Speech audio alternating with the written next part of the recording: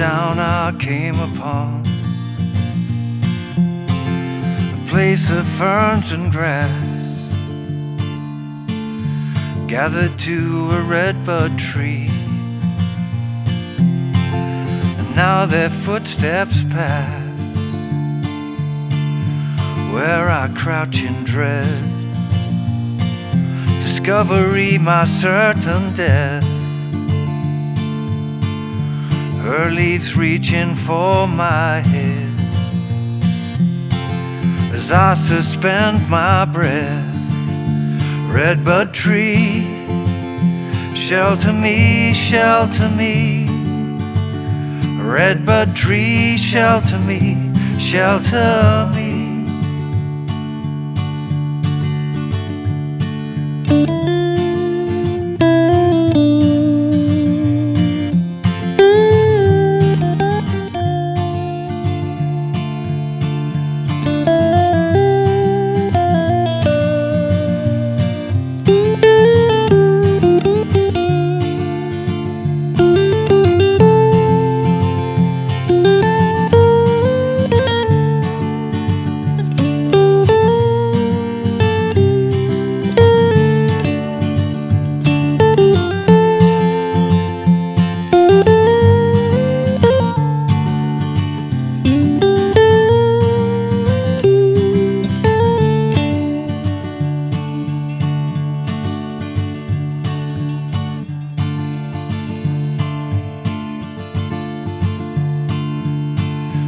Days of fear are gone,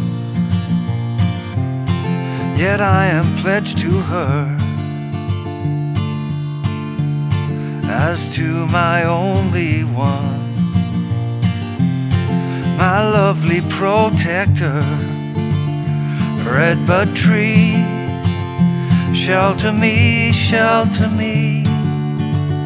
Redbud tree, shelter me, shelter me. Redbud tree, shelter me, shelter me. Redbud tree, shelter me, shelter me.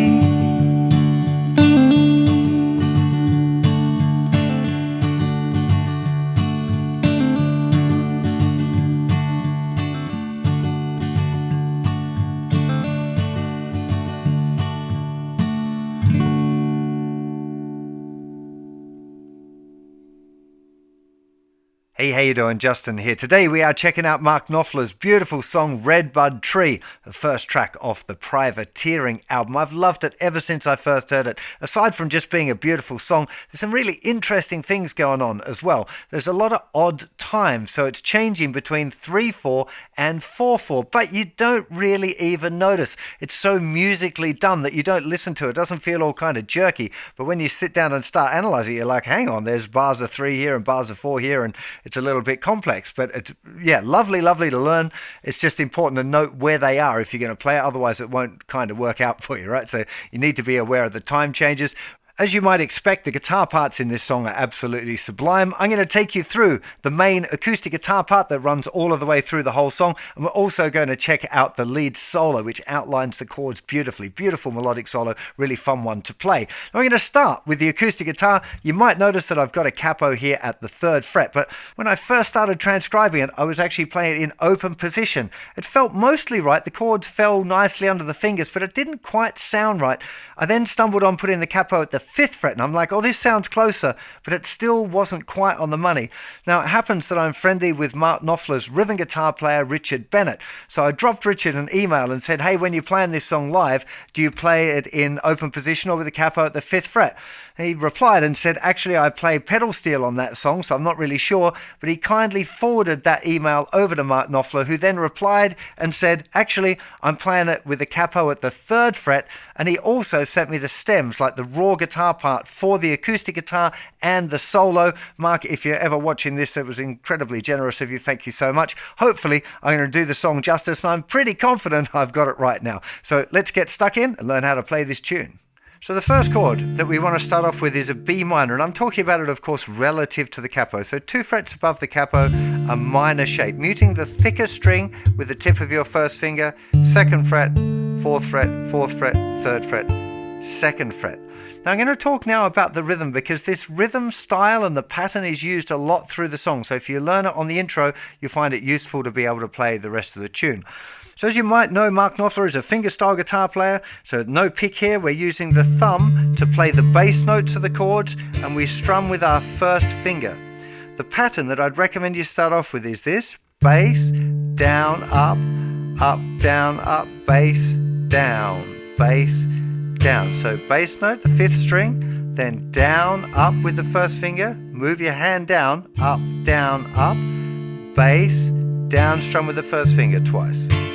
1 E and a 2 E and a 3 and 4 and 1 E and a 2 E and a 3 and 4 and 1 E and a 2 E and a 3 and.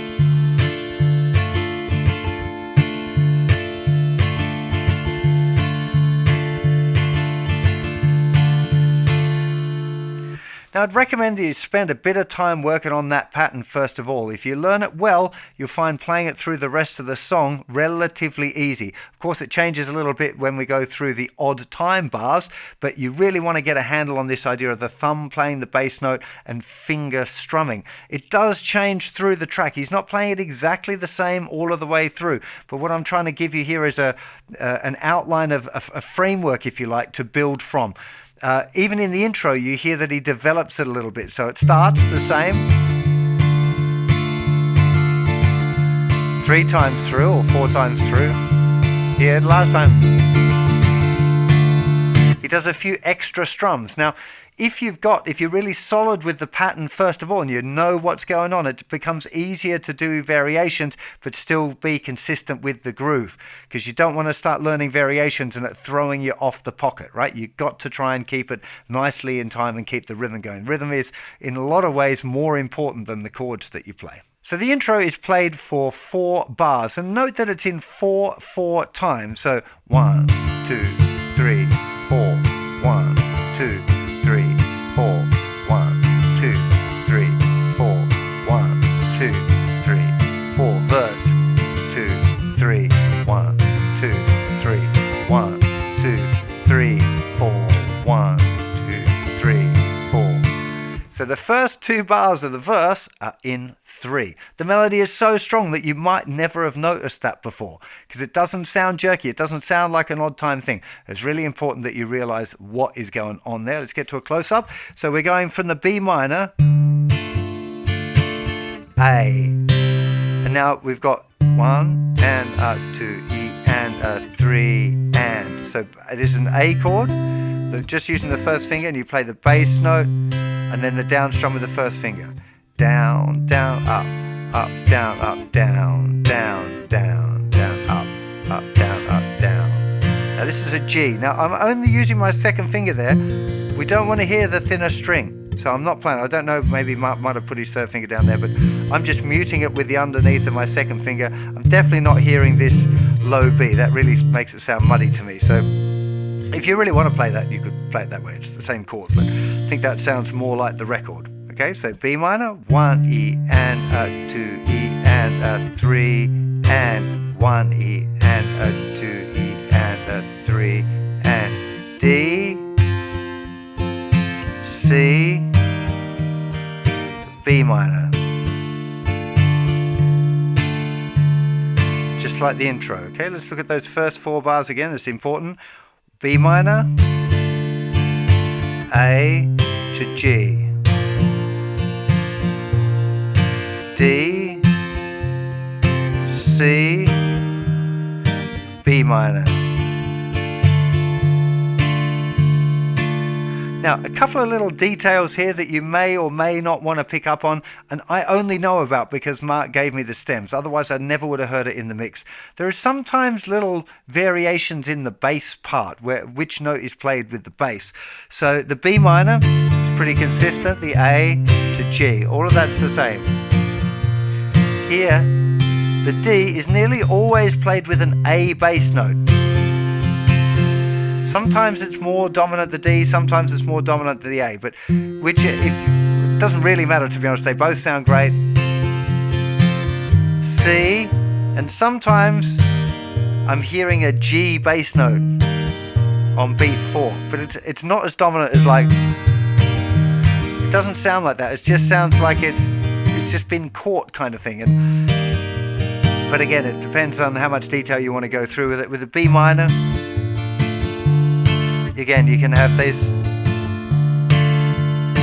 if you want, but again, it changes throughout the song. This is just things that you might not have noticed or not been able to hear in the tune, that having had the privilege of getting under the hood of it a little bit, these are things that you might want to experiment with it on your own as well. Particularly later on the song, it works kind of nicely in the chorus. So one more time through that and then into the next section of the verse. So B minor, A, G, D, C, B minor. Now it stays in 4/4. B minor, A. So you got the two strums on the A, bass chord, to G. And the G is just in 3 again. Okay, so the second time, B minor, the second half of the first verse, B minor, A, G, D, C, to B minor. Okay, a little bit tricky that, right? Okay, let's go through the count, go through that whole section, okay? Make sure you clock that in the second half of the verse progression, that the B minor to A is a bar of 4/4 with 2 beats on the A, which is different to the first time, which only had 3 beats, but the G bar is still in 3. Okay, let me count through it. Here we go, from the B minor. 3, I don't know whether to count in 3 or 4. Let's count in 4. 3, 4, 1 E and a 2 E and a 3 and 1 E and a 2 E and a 3 and 1 and a 2 E and a 3 and 4 and 1 E and a 2 E and a 3 and 4 and 1 E and a 2 E and a 3 and 4 and 1 E and a 2 E and a 3 and 1 and a 2 E and a 3 and 4 1 and 2 E and a 3 and 4. Okay, you got that? It fits with the melody so beautifully that if you sing the melody for yourself as you're playing it along, it's a much easier path, I think, than trying to count it, okay? I think being aware that there's a time change there and making sure that you're getting the right amount of strumming and all of that, because if you're not aware of it at all, you're very likely to fall off your skateboard, right? So being aware of it, but trying to rely on the recalling the melody rather than thinking about the maths too much. Maths has a place in music, but it's not when you're playing a tune, right? So I go one more time through that. So 3, 4, B minor, A to G, D, C, B minor, B minor, A to G for the 3/4 bar, D, C, B minor. One more time.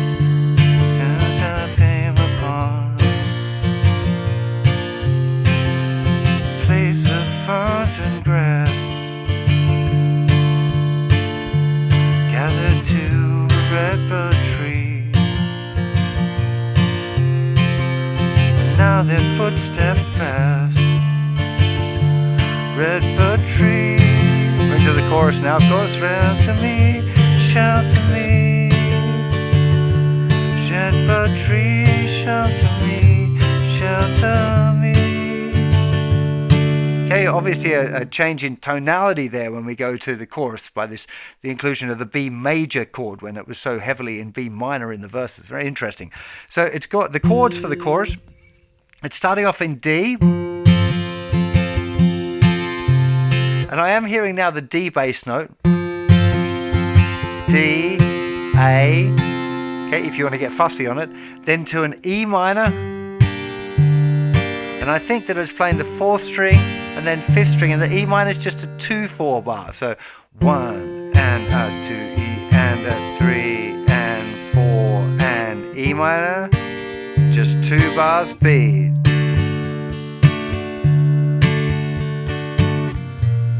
Now it goes to a beautiful chord. This is a G6, another one of the ones that I might not have caught if I hadn't had the stems. I think I noticed that there was something funny going on, but I wasn't sure if it was an E minor with the bass playing a G.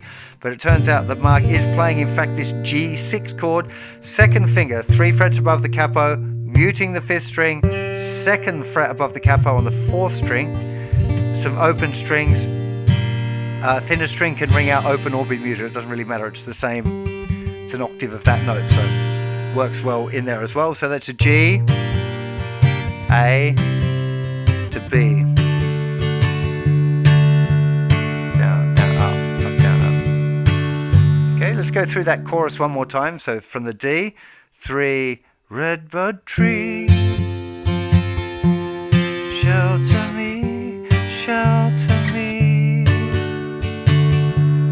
Redbud Tree, shelter me, shelter me. One more time. Redbud D, D, A, 4th string, 4th, 5th string to B. G, A to B.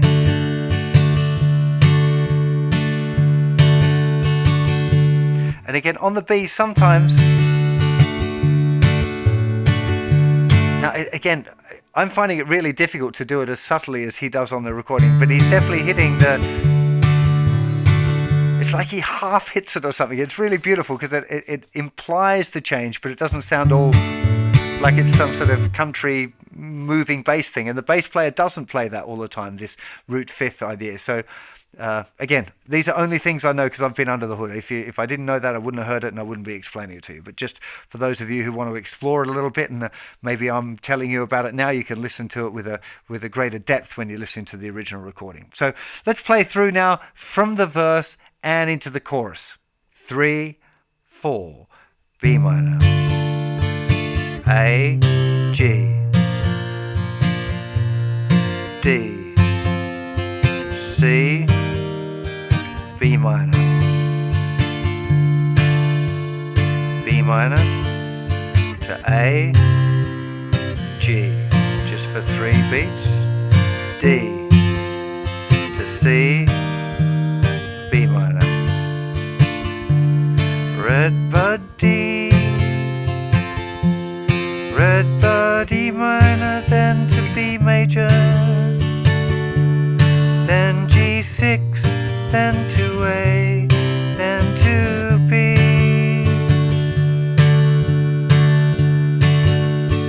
Solo starts da da da, da da da da,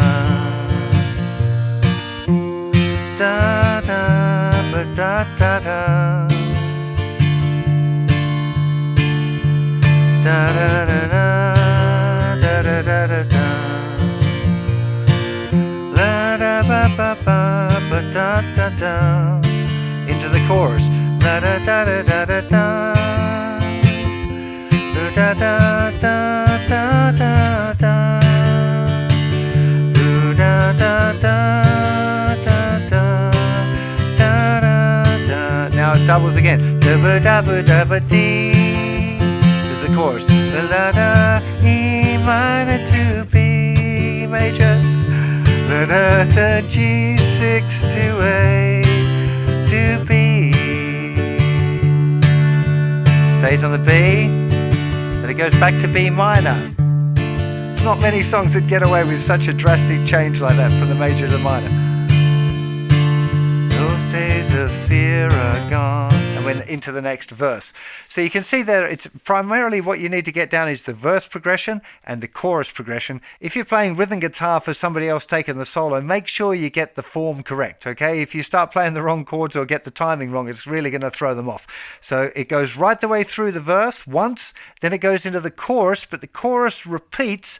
Although you might be tempted at the end to play 2 bars of the B. It's not. It's only 1 bar of the B before the chorus repeats. It stays on the B, flips back to B minor, and then you're back through another verse and another chorus, and then you're out. There's one little minor variation that you might want to pay attention to, which is the second time through the chorus in the solo and the second time through at the end of the song. Going from the B, there's a little climb down where it uses an open A string. So the second time through the chorus, D, E minor, B, A bass note to the G6, A. I mean, it's very, very subtle, but it is one of those variations that I think it would be worth picking up on if you're playing it in a band, or even if you're playing it on your own. You just want to make sure that you get it right. Remember, that's the second time through in the chorus progression underneath the solo, the second time through at the end of the song. The exact arrangement, I'm trusting that you're going to listen to the song a bunch of times as well. Do play along with it. It's a really great groove to practice along with as well. There are so many things going on here with like the time feel of it. Okay, so when you play it on your own, this sort of song, it's very easy to play it too fast and for it to feel too tense. It's got to be relaxed. You have to be that. It has to feel like that. If you try and go like, and you get too much tension in there, it won't, even if you've played it at the right tempo, if you're tense with it, it won't feel correct, right? You've got to learn to relax into it. It's one of those things where it just takes practice. You might like to think that I can't do it because I haven't got the technique or whatever, but it could just be you haven't put in enough time into doing it over and over again to the point where you can do it without thinking about it. If you think about it too much, it'll always be getting too tense and it won't sound good. So you've got to do it nice and relaxed. That should be enough to get you going properly on that acoustic guitar part. Remember, my recommendation will be learn the intro, work on the rhythm pattern first of all, then go about learning the verse, practice up the verse, make sure you got the timing of it correct. Either count it or just play along with the original recording a whole bunch of times till you can feel it. Both of those things are valid. I think it's helpful to understand it, but listening to it and playing along is going to make it, you're playing a lot more musical than it would be if you're trying to think and count at the same time. That generally doesn't work. Get the verse right first, then get the chorus, then link the verse and the chorus, and just work on that intro, verse, chorus. Start again. This is exactly what I did when I was learning. Intro, verse, chorus. Intro, verse, chorus.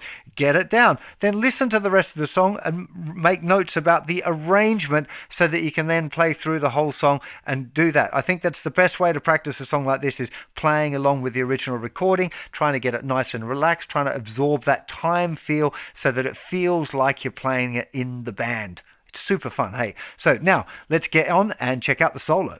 Guitar change done. I've got my Strat type guitar. Now, important thing with the tone here, I think, is getting the pickup selector onto the neck and middle. Could have been middle and bridge, but I think for at least on this guitar, the front pickup and the middle pickup together sounded closest to the original recording. What I'm going to do first of all is just play it for you on its own. If you want to hear it with the full backing track, of course, you can listen to the little demo thing at the top. I'm just going to play it on its own so you can see what's going on and hear it very isolated, and then we'll go through and break it down lick by lick.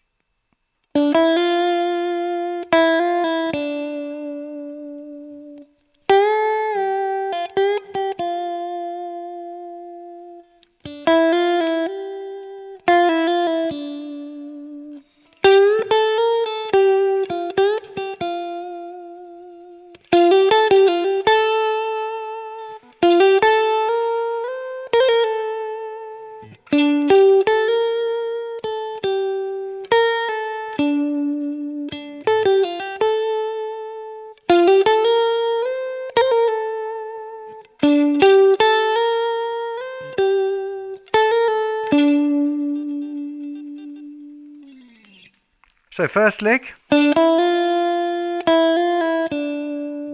Okay, starting with the third finger, 7th fret on the 3rd string.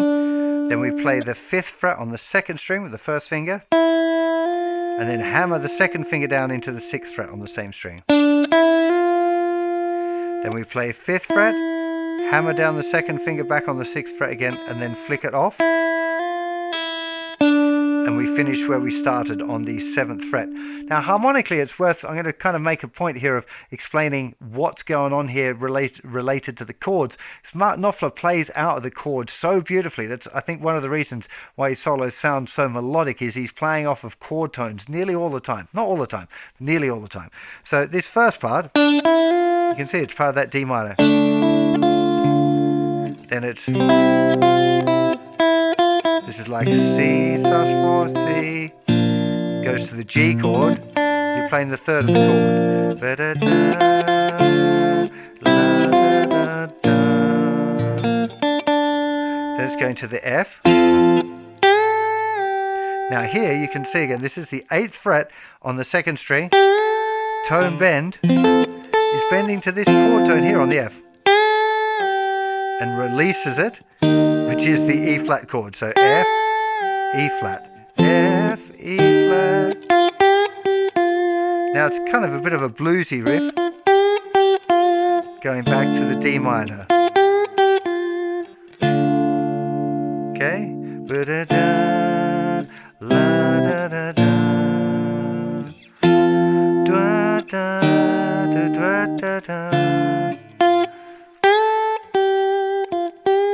Note that this is a semitone bend, so it's tone, release, 6th fret on the still on the 2nd string, semitone bend, release to the 6th fret.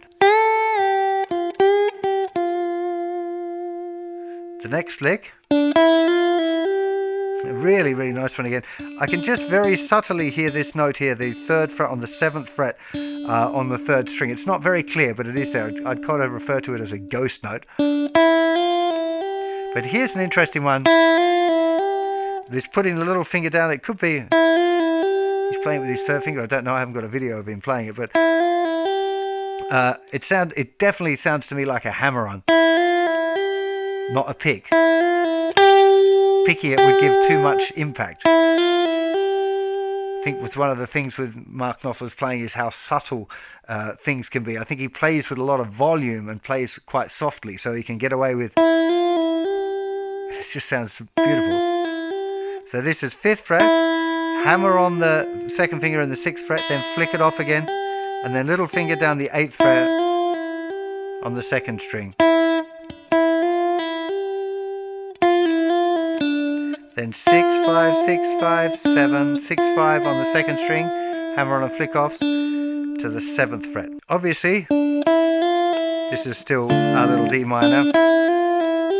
But here, this is again a chord tone of the C.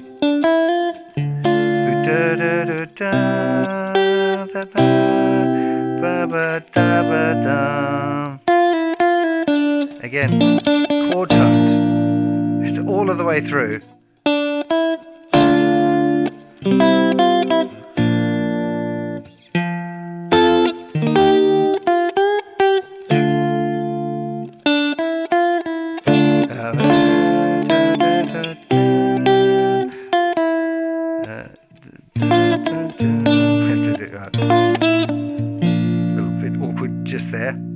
So let's just play it through now up to that point. So 2, 3, 4 and a 1, 2, 3 triplet 1, 2, 3, 1, 2,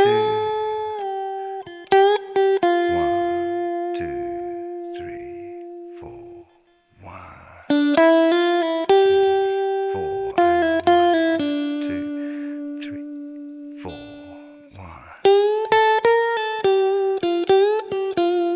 Beautiful. So now we've got 12th fret, tone bend up to the same note, 10th fret on the 2nd string, 11th fret to 10th fret flick off, back to the 12th fret. This is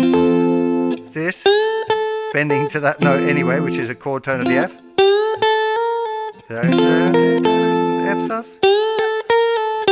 This is same note here for the E flat.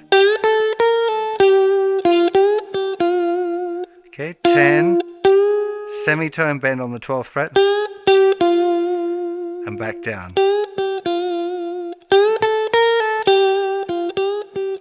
Kind of feels pentatonic-y.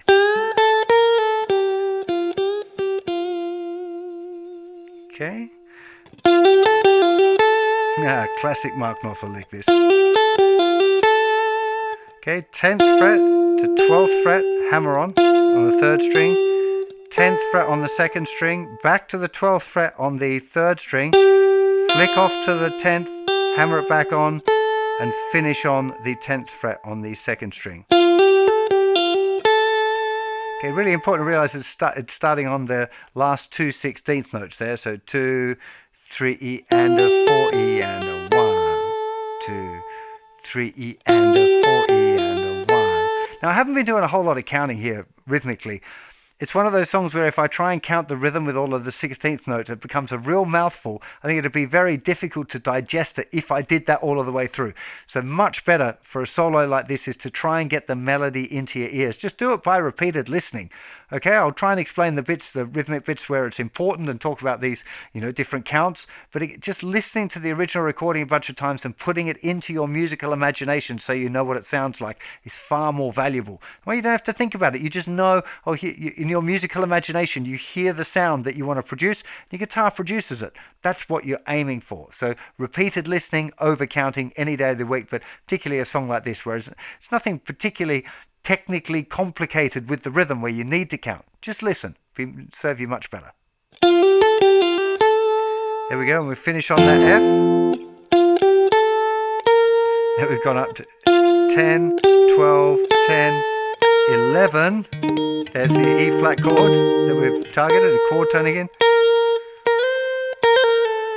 So it's 11, slide up to 13, then 11, 13, flick off, and slide it back to the 10th fret where we're playing the D chord, D major. So F,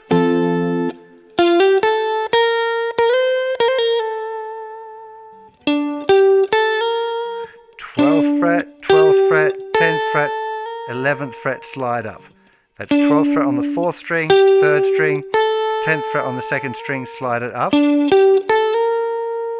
Back to the 10th fret on the 2nd string, 12th fret on the 3rd string, 11 to 10 on the 2nd string, to 12th fret on the 4th string.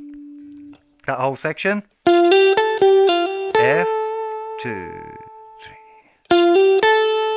E flat to D,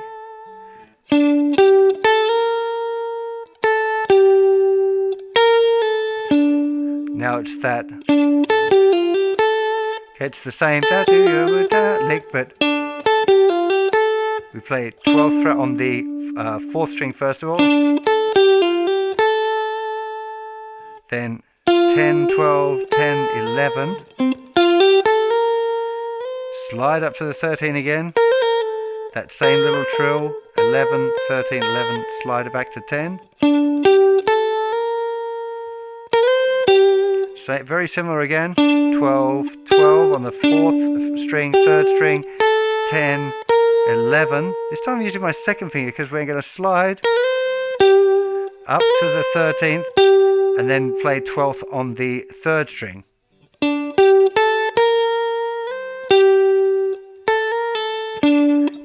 11, 10 on the 2nd string to 12th fret on the 4th string.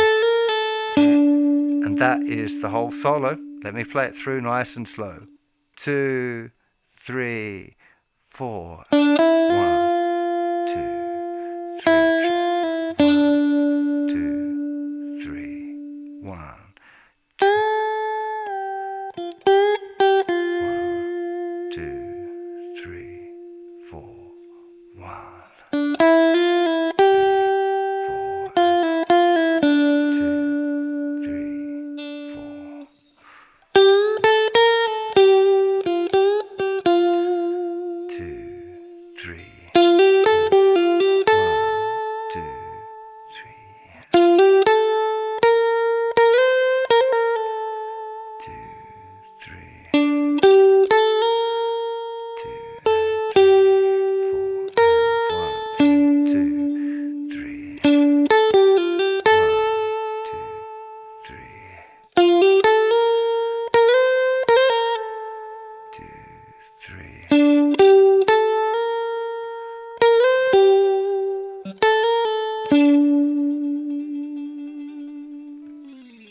Now there are a lot of subtle things that you can dig into with this solo. First of all, you obviously need to get the notes right and get the rhythm right, play along with the original recording. But then you can start worrying about, is it a hammer-on? Is it a pick note? I'm using my first finger pretty much all of the way through there. Rather than using my thumb and my first finger, I've no idea what Mark was actually playing, which way he did it. But for me, most of it sounds more like the first finger. There does seem to be a tonal difference between the thumb and the first finger, at least for me. But I'm not a full-time fingerstyle player, so it could well be different. I'm just taking a bit of a guess here. I would say do the one that feels good and the most musical to you. If you really struggle with playing with your fingers, use a pick. Do whatever it takes to make the song as musical, to make the performance as musical as you can, for you to connect with the music.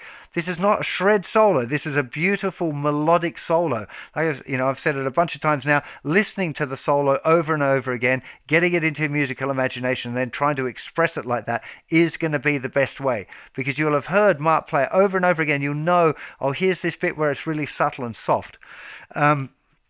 I think that with this sort of solo, there seems to one of the key elements of Mark Knopfler's sound, as far as I can tell, is playing quite loud, having the amp up loud, but using very soft with the fingers.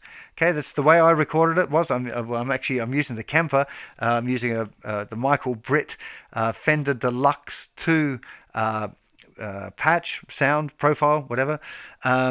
And the way I recorded it was I turned it up really loud on the little speakers I use here, and then it forced me to play very quietly, and that was the only way I felt I could even get close to the sound. And I definitely didn't capture it. There's definitely a lot more air and nuance in the way that Mark played it, but that might be something that you might want to explore if you want to get into the Mark Knopfler sound, would be this, turning your amp up and playing softer.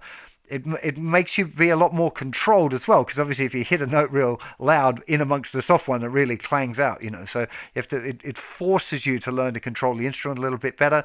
You have to be much more aware of string muting and stuff like that, of course, as well. So a lot of kind of things open up when you try and play that way, but I would encourage you to have a go. Like I said, it's a beautiful solo to do. I really, really enjoyed making a little cover of it. It's something that you might like to try yourself. Record yourself playing the rhythm guitar parts first and then working on playing the solo afterwards. I'd love to see some covers of it. So if you do a cover of this song, do let me know, either link in the description or let me know on the website, or email me and let me know, and I'll go and check it out if I can.